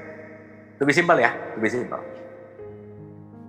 Once saya melihat apa adanya, tanpa judgement, itulah syahadat. Maka kalau saya bersyahadat, nggak akan ada konflik. Karena aku bersaksi. Oke? Nanti kita paham. Begitu aku bersaksi, berarti saya lagi terhubung sama Tuhan. Itu lagi sholat namanya. Dan terhubung sama Tuhan, saya harus menjaga keseimbangan. Maka di wilayah tengah antara 3, ini nanti ada yang namanya ego. Ego itu dalam bahasa Arab disebut nafs. Dan ibu bapak jangan ngejelekin ego. Kenapa? Ego itu titik tengahnya. Ibu bapak datang ke sini pasti pakai ego. Tapi wilayah ego yang mana? Ada ego level bawah, ada ego level tinggi. Menjaga keseimbangan ego itulah yang disebut saum. Kalau egonya seimbang, titik-titiknya jadi bersih nggak? Bersih bahasa Arabnya zakat. Jadi zakat bukan urusan 2,5% gitu. Udah cuma 2,5% nggak dikeluarin lagi. Oh udah kotor aja nih. Ibu bapak maaf ya, orang pelit titik-titiknya banyak loh. Beneran. Karena pelit itu merasa memiliki. Semakin merasa memiliki, semakin attachment-nya tinggi. Semakin merasa memiliki, semakin gak pengen hilang. Betul gak Bu Pak? Iya. Makanya mobil tetangga ketabrak cuek, mobil kita yang ketabrak, mobil ketabrak yang sakit hatinya. Betul gak? Aduh, mobil ketabrak nih. Yang ketabrak mobilnya kok yang sakit ini sih gitu. Berarti ada attachment. Maka ada mobilku, rumahku. Gitu. Pokoknya yang belakangnya ada kuku, pasti ada attachment. Oke? Terakhir, dari mulai menyaksikan sampai jalan yang bersih, perjalanan dari sadar menuju Tuhan nggak? perjalanan dari atas ke titik bawah, itulah yang disebut haji. Jadi semua dari syahadat sampai haji, nothing to do sama perjalanan kita kemana, tapi perjalanan kita meniti ke dalam yang dalamnya seluas lautan ini, nggak ada beresnya bukan. Seselamilah diri. Karena disitulah letak di mana mutiara-mutiara Tuhan terjadi. Karena kenapa? Qalbun mukmin baitullah. Tuhan yang tidak terbatas hanya bisa diwadahi oleh yang tidak terbatas. Berarti bukan fisik ini, tapi bagian batin kita. Maka once kita yu'minuna bil goib, beriman kepada yang goib, yuk Bu, Pak. Bahasa keren ke bawah disebut introspeksi. Yuk kita introspeksi. External world-nya dikecilin volumenya. Ada dikit-dikit apa, nggak terlalu reaktif.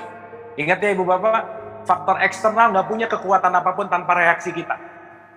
Mau 1000 orang ngejelekin kita, kitanya nggak respon, yang ngejelekin hanya jadi suara. Betul nggak? Yes. Makanya kenapa Ibrahim kuat dibakar api. Mau dikomporin gimana pun, dia stay cool di dalam. Makanya kalau tiap hari, Allahumma sholli ala sayyidina Muhammad, kama sholli ala sayyidina Ibrahim. Waalaikumsalam. Ada orang nyebelin kamu. Nah udah. Nggak nyambung tuh sama Allahumma sholli ala sayyidina Ibrahim. Tadi ngomongin Ibrahim tentang stay cool. Ada orang bete dikit, marah, benci lagi. Padahal dia utusan Tuhan yang lagi ngasih tahu, di situ ada luka, dia sembuhin. Makasih. Oke ya? Makanya nanti kita bahas doa, Bu Pak. Doa di level terendah itu banyak ngatur Tuhan. Tuh level Pak. Doa di tengah-tengah cuman terima kasih, selesai. Tapi doa di level puncak, dia hanya bisa bersyukur dalam keadaan apapun. So kita mau yang di mana? Pilihan, di kesadaran mana? Nggak pernah ada yang sama, karena hanya pilihan itu yang diberikan kepada manusia untuk kita bertumbuh dan berkembang. Oke Bu, Pak? Sip? Paham ya? Yuk, bismillah, kita punya PR Bu, Pak. Ini PR-nya titik-titiknya banyak, 99%. Once we get dive, semakin dalam, dimurnikan. Ini adalah aku yang lain banyak sekali. Pelan-pelan. Bukan.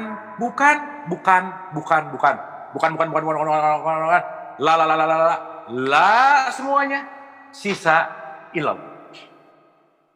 Disitulah konteks la ilah. Tidak ada aku yang lain kecuali aku yang sejati. Bukan aku yang marah, aku yang benci, aku yang merasa memiliki, aku yang lepasin. Itu bukan aku. Tapi bagian dari aku. Teman dari kehidupan kita. Nggak bisa digimana-gimanain, kita hanya bisa menerima dan menyaksikan. Begitu kita menerima dan menyaksikan, kita bisa mengontrol. Begitu kita bisa mengontrol, kita bisa berdamai dengan aku-aku yang lain ini. Karena ini nggak bisa diapa-apain, Bu. Makanya nanti kita ngerti, semua keakuan ini adalah paket bawaan hidup, Bu. Bundling. Dah, nggak bisa digimana-gimanain. Apa yang bisa kita lakukan? Acceptance, maafkan. Dan ketika memaafkan, disitulah puncak dari pembersihan semua, bawah sadar maupun tidak sadar. Oleh karena itu, Ibu Bapak, kadang kita tuh nggak ngerti dulu, nggak ngerti ini apa, tapi yang terpenting, ya udah, sebelum saya ngerti ini kenapa, yang penting maafin aja dulu. Karena begitu dimaafkan, maka akan ada simbol di situ. Begitu maafin aja dulu, mau ngerti, mau nggak masuk akal. Dulu waktu saya belajar ini di awal, Bu, Pak, wah dahsyat banget ketika pokoknya maafin ya. Besok mobil ketabrak, kayak orang gila Bu Pak, yang nabrak orang lain, yang ngasih duitnya ke dia, saya maaf ya, dianya juga ikut pusing. Kok dia yang minta maaf ya gitu. Beneran Bu Pak, makanya nomor 1 itu terpaksa dulu Bu Pak. Habis terpaksa, tersiksa Bu Pak. Tapi habis tersiksa, terbiasa akhirnya. Maka begitu ada sesuatu karena tersiksanya udah, tinggal sisa terbiasa. So everything is flowing. Mau dia yang salah kayak mau saya yang salah, nggak penting. Karena dia datang ke saya juga tahu itu bagian dari karma. Tahu itu bagian dari pembelajaran. So bukan urusan benar salah, tapi mau terima apa enggak. Dan saya nggak pernah ngelihat lagi siapanya, kenapa? Similar Bu Pak, ini cuma utusan Tuhan. yang bentuknya jadi penabrak mobil saya, pencuri laptop saya, pencuri uang saya, itu semua hanyalah wilayah semesta yang sedang membuat saya untuk sadar akan luka-luka ini, gitu kan. Dan nggak bisa nggak Bu Pak, semuanya hanya latihan. Nggak ada orang yang tiba-tiba pemaaf tanpa latihan memaafkan. Nggak ada orang yang tiba-tiba bahagia tanpa latihan bahagia. Jadi Ibu Bapak, daripada tiap hari latihan marah-marah, mending tiap hari latihan bahagia. Udah gitu aja. Oke? Sip ya? Syahadat oke? Sholat oke? Puasa oke? Zakat oke? Haji oke? Zulhijjah mau beres? Next kita bahas apa itu Muharram. Karena Muharram nanti prosesnya ada di sini. Tapi yang paling penting hari ini kita tahu rutenya adalah meniti ke dalam diri. Oke Bu, Pak? Sip? Bisa difahami? Bisa dimengerti? Ada sesuatu yang diambil hari ini? Apapun yang diambil itu pasti takarannya masing-masing. Nikmati takarannya, nggak usah pusing sama orang lain. Gitu. Karena semua nggak akan ada yang sama, Bu, Pak. Sesuai dengan wadahnya masing-masing. Ada pertanyaan? Ya. Assalamualaikum warahmatullahi wabarakatuh. Waalaikumsalam. Saya mengatakan tentang hakikat dari not. Kalau kita sekarang ini menunjukkan sebagai diri sendiri, apa bedanya kalau not dengan denial? Tapi tujuan kita sebenarnya menunjukkan diri sendiri. Mengenai usia dan level. Kalau saya perhatikan dari filsafat Tiongkok klasik, apa itu legalisme atau Confucianisme atau Islam, di dunia itu ada 3 hal yang sangat bahaya. Apakah filsafat ini bisa dikatakan juga sebagai kesatuan? Karena dalam filsafat itu dikatakan juga bahwa satu, orang yang tidak mempunyai akhlak tapi banyak penghargaan, ini yang bahaya. Ada 3. 2, orang yang tidak punya capability tapi punya kedudukan tinggi. 3, yang bahaya adalah orang yang tidak punya prestasi, punya gaji tinggi. Nah sekarang kita bisa bagaimana mencapai mengizinkan diri sendiri. Kalau semuanya itu kan kita hidup tidak sendiri bermasyarakat. Sedangkan masyarakat menganggap tidak kamu aja kamu semuanya bisa. Padahal kita tidak punya gaji. Oke, terima kasih Bu. Ini pertanyaannya asik banget. Mantap, terima kasih Bu. Di antara ketiga ini nanti di sini akan berbicara tentang fungsi ego. Nanti kita akan mengerti, ya. Nanti kita akan. Oke, sebelum ke sini saya mau bicara dulu tentang ini. Ibu Bapak maaf ya, maaf banget nih. Saya pakai bahasa yang agak sedikit sarkas gitu. Kita ini mencari penghiburan atau mencari solusi? Kedua. Sholat itu kadang menghibur tapi tidak menjadi solusi. Apa-apa, khusyuk gitu. Solis gitu. Menghibur, nggak apa-apa, menghibur, it's okay. Tapi di dalamnya tuh sakit sebenarnya. Makanya saya pernah survei Bu, Pak, seberapa nikmat dan seberapa menyenangkan dan seberapa tenang dan enak banget dalam sholat, 90% ternyata enggak juga sih. How joyful ketika kita sholat, 90% itu kepaksa. Berarti sholatnya sebagai solis, penghibur, bukan solusi. Saya mau menghibur diri aja lah. Kalau menghibur tuh nggak ada apa-apa tapi it's okay, it's alright, it's okay, it's alright. Itu namanya dihibur. Gitu ya. Tapi solution itu berarti bukan masalah mau menghibur aja, tetapi I understand. Saya mengerti. Pun nanti levelnya beda-beda. Memang kadang-kadang harus di penghiburan dulu. It's okay. Makanya kita dikasih pahala surga dulu gitu Bu. Tapi at the point, udah bukan ngomongin pahala surga, tapi pengalaman, mengalami. Nah, apa kaitannya? Gini, Ibu Bapak, maaf ya. Kalau luka ada di sini, saya mau nanya, Ibu Bapak lapar datang dari luar, dari dalam? Ibu Bapak pernah ngeliat orang ini jadi lapar? Kan enggak ya? Orang ini bikin lapar deh, enggak, gitu ya. Betul nggak? Jadi lapar datangnya di eksternal atau di internal?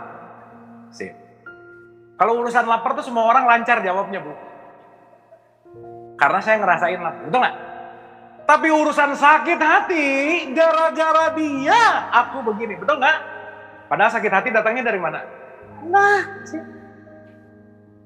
berarti nothing to do sama external thing, emang si sakitnya udah ada, cuman dia jadi trigger gitu aja.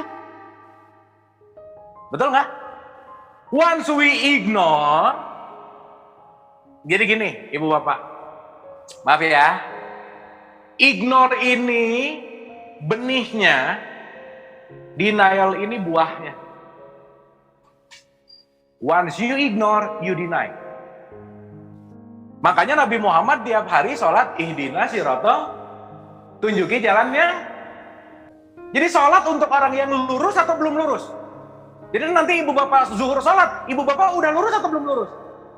Tapi banyak yang nggak sadar kalau dirinya belum lurus. Buktinya abis sholat ngelurusin orang lain gitu. Ih, bener nggak ini? Kan lagi sholat, Allahu Akbar, ihdina siratal mustaqim, ya Allah saya tuh belum lurus amat ya Allah. Oh itu bagus, kamu udah sadar kamu belum lurus. Iya. Begitu saya sadar belum lurus, semesta akan meluruskan. Berarti kita terima bahwa saya belum lurus. Pertanyaan, seberapa kuat gengsi kita untuk menerima kita belum lurus? Gede banget gengsinya. Apalagi orang tua ke anak. Makanya banyak orang tua ngerasa bahwa anak harus diperbaiki, bukan produk yang udah top of the line. Ibu bapak, semua produk yang datang dari Tuhan itu pasti perfect, termasuk anak. Anak bukan untuk diperbaiki, bukan, ditemani hidupnya. Untuk menemukan jati dirinya, misalkan. So, once we ignore, kita pasti denial. Once denial, eksternal akan jauh lebih nyata daripada internal. Masuk ke wilayah ilusi. Dalam perspektif Quran masuk ke ilusi, inilah yang disebut zolim. Zulmat artinya gelap. Oke? Makanya bukan diignore tapi di-embrace, diterima. Kamu tuh ya orangnya. Iya, terima. Meskipun mungkin saat itu gimana-gimana banget sih, tapi terima dulu aja gitu. Karena semua faktor yang datang ke kita pasti melalui satu hukum yang namanya sebab akibat. Sebelum kita terima, tidak mungkin kita akan bersihkan luka-luka di sini, Bu. Makanya luka didesain untuk diterima. Penerimaan total namanya ikhlas. Pure, murni. Makanya belajar menjadi orang yang ikhlas. Gimana mau ikhlas kalau kita ignore? Gitu kira-kira. Sip ya? Nah, urusan penghargaan, kedudukan, gaji, ini urusan ketidakseimbangan yin yang, instability. Once kita tidak seimbang, semua pasti chaos. Itulah kenapa ibu bapak maaf ya, ada orang sekolah nilainya pengen 9, nyontek. Padahal nilai dia yang benarnya cuma 6, betul nggak? Tapi karena nyontek jadi 9 nggak? Masyarakat melihat dia 9, rasain aja nanti karmanya. Pasti dia akan mendapatkan level 9, tapi kapabilitasnya 6. Dia akan hancur sendiri pasti gitu, Bu. Karena dia tidak jujur dengan dirinya. Karena begitu kelihatan keren, dengan apa keren, 9. Waduh, bangga dengan 9 nilainya, ranking 1. Padahal semuanya hasil nyontek. Berarti sejatinya atau ilusinya. Maka dia akan ketemu ilusi yang lainnya. Berarti dia sedang tidak menjadi dirinya sendiri. So that's why being what it is itu penting sekali. Itulah kenapa kita semua dikasih interest.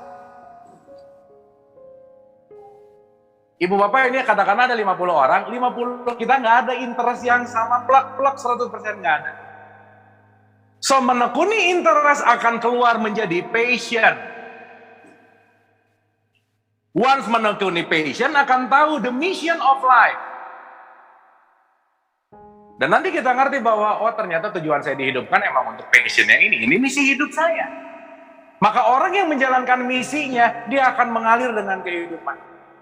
Jadi kalau ada yang ngantor dikit-dikit lihat jam, hari Jumat happy banget, udah pasti bukan passionnya aja. Dah, Jumat yes, besok libur, berarti dia nggak passion di kerjaannya. Kenapa? Resistance. Berarti dia tidak mengikuti passion. Pertanyaan. Orang yang mengenal passion adalah orang yang mengenal dirinya. Betul nggak? Maka Bapak, runtutannya, kalau kita mengenal diri, pasti percaya diri. Kalau kita percaya diri, pasti menjaga harga diri. Dan kalau kita mengenal diri, pasti tidak akan menjual diri. Udah gitu aja. Sekarang kita menjual diri dengan sesuatu yang kita nggak suka. Nah, Konfusius ini tuh ada di Taoism. 3 hal ini terjadi karena kita memang nggak sesuai dengan diri. Kenapa? Itu namanya nanti ego trap. Coba dikit lagi ya, saya jam 1 udah harus, setengah 1 udah harus kabur nih. Ego trap tuh gini, dikit aja ya, dikit. Ego nanti ada di persimpangan antara 2 Bu, Pak. Simpel ya, simpel aja, nanti kita bahas juga. Kita pakai bahasa psikologi dikit aja. Yang pertama disebut id, yang kedua disebut super ego. Ego itu akunya, id itu keinginan, nafsu. Super ego itu hukum. Jadi ego kita tuh selalu dengan keinginanku, boleh nggak ya? Keinginanku, aturannya gimana? Nah ini kita loncat kanan kiri. Makanya dia harus balance. Kalau keinginannya lebih kencang daripada harusnya, korupsi dia. Berarti dia lost control dari super egonya. Maka ini bisikan setan, ini bisikan malaikat, gitu gampang. Maka di surat 91 ayat 6 dan 7, aku mengilhamkan jalan kefasikan dan ketakwaan. That's your choice. Jadi Ibu Bapak maaf ya, penting untuk mulai kita sadari, mengurangi mengatakan jelek, jahat, buruk. Kenapa? Kita cuma lagi menonton orang yang terperangkap ego menurut nafsunya, dan itu pelajaran buat kita. Itu bukan jahat, bukan buruk, bukan jelek. Jadi nggak usah merendahkan. Contoh. Di TV, koruptor, wah langsung kesini banget nih, gue nih sebel banget nih lihat orang korupsi aja kerjaannya, wah dasar dia begini nggak mikir, begini, ngoceh terus gitu. Nah itu juga ego trap namanya, jadi sombong. Pertanyaannya, ending statement ini, gua tuh gak pernah korupsi. Iya sih, karena belum ada kesempatan, udah gitu aja. Iya betul nggak? Kalau ada kesempatan yang sama, mungkin terjadi juga nggak kira-kira? Jadi nggak usah ngejelekin, tapi ambil pelajaran. Karena Tuhan lagi mempertontonkan sebuah kurikulum untuk kita pelajari. Ibu Bapak, Fir'aun sama Musa yang baik yang mana? Fir'aun sama Musa yang baik yang mana? Musa, karena Ibu Bapak pro-nya sama Musa. Betul nggak? Kalau saya pro Fir'aun, saya sebut yang baik siapa? Tapi kalau nggak ada Fir'aun, Musa ada nggak? Jadi orang baik nggak mungkin ada tanpa orang jahat. Betul nggak? Jadi jahat penting nggak? Karena dengan adanya jahat, di situ ada orang. Nah, jahat dan baik disebut dualitas. Aduh, dikit lagi. Kalau si ego udah melebur keruh, there is no duality. Itulah yang disebut tauhid. Oke? Non-dualitas berarti udah nggak ada baik, nggak ada buruk, nggak ada hitam, nggak ada putih. Kenapa? Baik, buruk, hitam, putih semua hanya persepsi. Itu bukan realitas objektif. Nanti kita bahas. Dah ya, to be simple. Udah nggak usah pusing-pusing mikirnya. Tenang dulu, tenang. To be simple, jangan terlalu cepat judgment. Dah gitu aja. Begitu mau ngejudge, pikir dulu baik-baik. Begitu mau ngomong, pikir dulu baik-baik. Apakah ini baik? Apakah ini bermanfaat? Impact-nya seperti apa? Begitu kita melatih itu, kita lagi ngelatih ego untuk menyatu dengan Tuhan. Jadi perjalanan ketuhanan secara sederhana, ego yang menyentuh dinding Tuhan. Ego yang menyentuh rohani. Disitulah yang disebut tauhid nanti. Sementara gitu. Sip ya? Oke Ibu Bapak? Sip ya? Ada sesuatu yang bisa diambil hari ini? Anda telah menonton video ini hingga di penghujung video. Semoga video ini bermanfaat untuk Anda, serta dapat menjadikan diri Anda lebih baik dari hari kemarin. Nantikan video kami selanjutnya. Terima kasih. Bismillah. Assalamualaikum warahmatullahi wabarakatuh. Bulannya telah menguasai hati. Apa kalau kita hakikatnya cinta ini Pancasila kita lihat levelnya isinya para bapak di Romi yang isinya antara kemanusiaan